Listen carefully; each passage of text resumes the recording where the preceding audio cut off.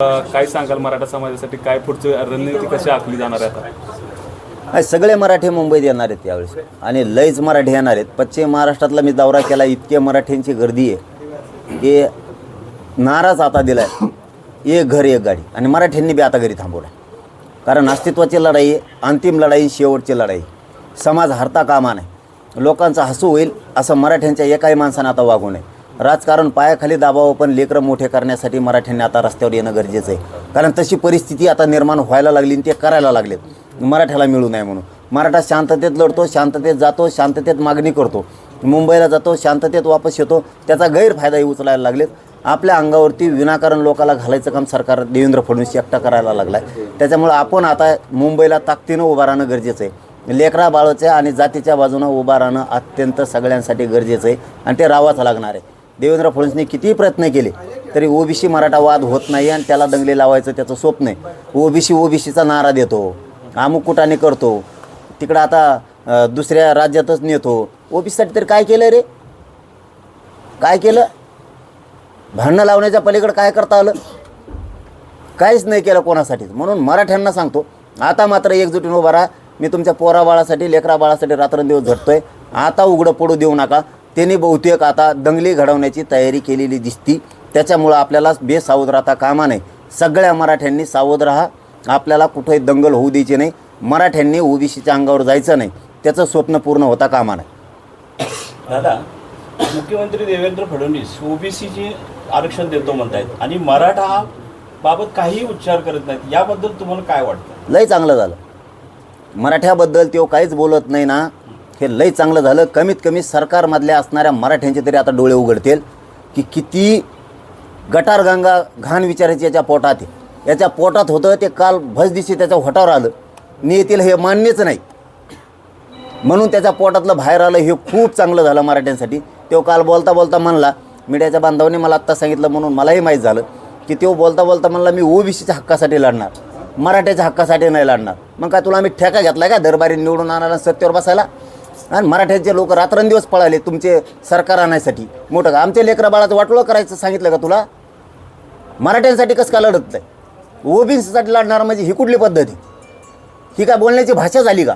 आणि कोणत्या ओबीसीसाठी लढला तू? कोणत्याच ओबीसी दिलं का धनगराला आरक्षण? दिलं? किती फसवणार यार लोकाला. धनगर मराठी वेगळे केले, दलित मुस्लिम वेगळे केले, एकाही धनगराला आरक्षण दिलं नाही. भांडणं काय लावतो? याची पद्धत एकदम माणसात फूट पाडण्याची. आणि याच्यामुळं, या देवेंद्र फडणवीसमुळं असं होणार आहे आता पुऱ्या देशातल्या सरकारला, मोदी साहेबाला सुद्धा याच्यामुळं डाग लागणार आहे. 100% सगळं सरकार राज्यासह देशातल्या अडचणीत आणणार आहे. कारण आम्ही पण, तू जर असं करायला लागला तर आम्ही पण गप्प बसणार नाहीत मग. कारण तू विनाकारण आता तिकडं ओबीसीचं अधिवेशन घेतोय, बैठक घेतोय तो गोव्यात, म्हणजे तिकडे समुद्रात हिंडून आणले सगळे पैसे महाराष्ट्राचे घातले दिसत येणे आता. आणि आता त्यांचे कानं भरले आणि आता ते आमच्या अंगावर घालणार ओबीसीला. म्हणजे मराठ्यात आणि ओबीसीत दंगल लावणार. मराठ्यात ओबीसीत दंगल होणार नाही. देवेंद्र फडणवीस किती प्रयत्न कर, शेवटी आम्ही बांधावर राहतो, आम्हाला गावात राहावं लागतं. तुला सत्तेसाठी, तुला सत्तेवर यायसाठी तू फक्त एकदा मराठी हाताखाली धरतो, एकदा धनगर हाताखाली धरतो.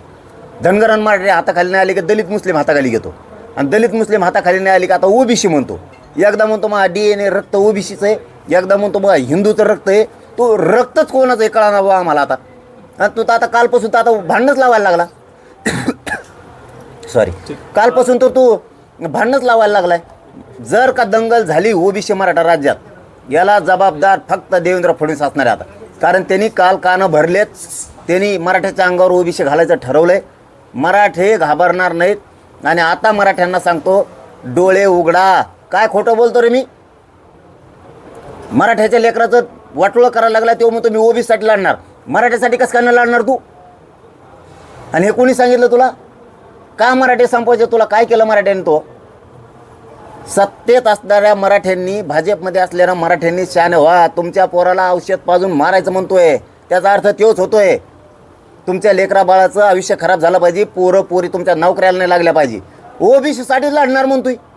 अरे आमचं म्हणणं काही नाही, तू लढ, पण तू दिलं काय ओबीसी सांग बरं? आणि मराठ्यासाठी का नाही लढायचं तुला? मराठ्यासाठी का नाही लढायचं?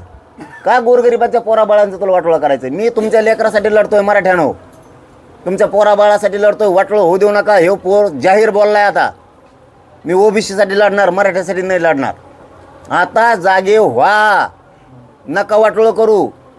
लेकरं सोन्यासारखे आहेत, काळी जे आपलं ते पोरापोरीला आत्महत्या करायची वेळ येऊ देऊ नका, शहाणे व्हा लवकर. आता तरी त्यांनी डोळे उघडलेत आणि बरं झालं तेव्हा बोलला. 100% जातवान मराठा आता जागा झाला. शेवटचा प्रश्न आहे, धनंजय मुंडेंच्या मंत्रिपदाचं परत एक चर्चा सुरू झालेली, नेमकी काय तुम्हाला काय वाटतं की याबाबत असं जर अजितदादा देत नसतात आणि मुख्यमंत्री सुद्धा देणार नाही, मग तर आता लई होणार. मग ते बेरजीच्याच बाहेर चाललं. मग यांच्या नियती मग स्वतःच्या भाऊजाईला न्याय द्यानं भाऊ मिळाला आहे. महादेव भाया मुंडे, संतोष भायाचा मर्डर केला आहे त्याच्याच लोकांनी, त्याचे बी 40 कॉल आहेत असं संतोष भाईचे भाऊ म्हणतात. ते 40 कॉल कोणचे आहेत हे सुद्धा बघितले पाहिजेत, का केलेत, आणि मला मंत्र्यावर घेणार. आणि आम्हाला काही फरक पडत नाही हो. मी मागच सांगितलेलं 4 होऊ दे ना 5 होऊ दे, मराठ्याचा वाटा गेला वाजविलाच. आणि आरक्षण तर आता ओबीसीतूनच घेणार आहे, मी सोडतच नाही. काय करायचं कर म्हणा देवेंद्र फडणवीसला, आणि बघूच तू कसं देत नाही ते आरक्षण. दादा, महायुतीचे पश्चिम महाराष्ट्रातील नेत्यांच्याबद्दल आपल्या मराठा आरक्षणाबाबत काय भूमिका दिसते एकंदरीत? नाही, राज्यातल्या सगळ्याच मराठ्यांना वाटतं आरक्षण मिळालं पाहिजे. मग तो राजकारणी असो किंवा सत्ताधारी असो, फक्त तो पुढे येत नव्हता. आता मला वाटतं असं जातवान मराठ्यांचं रक्ताचं असणारं बाहेर पडून देवेंद्र फडणवीस बोलल्यामुळे. आता मात्र ते जागे होते. एकदा तरी दाखवा यार, मिशीवर ताव देऊन एकदा तरी दाखवा यार, मी जातीसाठी उभा राहिलो म्हणून. राजकीय करिअर बरबाद झालं तरी चालन, पण देवेंद्र फडणवीस जर असं बोलत असला आणि मराठ्याचं अस्तित्व संपवणार असला, एकदा जर अस्तित्व गेलं ना मराठ्यांनो, पुन्हा येणार नाही. हां, तुम्हाला सांगतो जातीला लय किंमत आहे म्हणून. आता तो बोललायच, सगळे मराठी असे ताकदीने उभा राहा आता. म्हणजे सत्ताधाऱ्यातले आणि पक्षातले, सगळ्या पक्षातले सुद्धा मराठी खूप आता काळजावर वार केला आहे देवेंद्र फडणवीसने मराठ्यांच्या आणि मराठ्यांच्या पोराचं सुद्धा. आता मात्र संधी सोडू नका. 29 ऑगस्टला आरक्षण कसे देत नाही ना, बघतोच आता मी बी.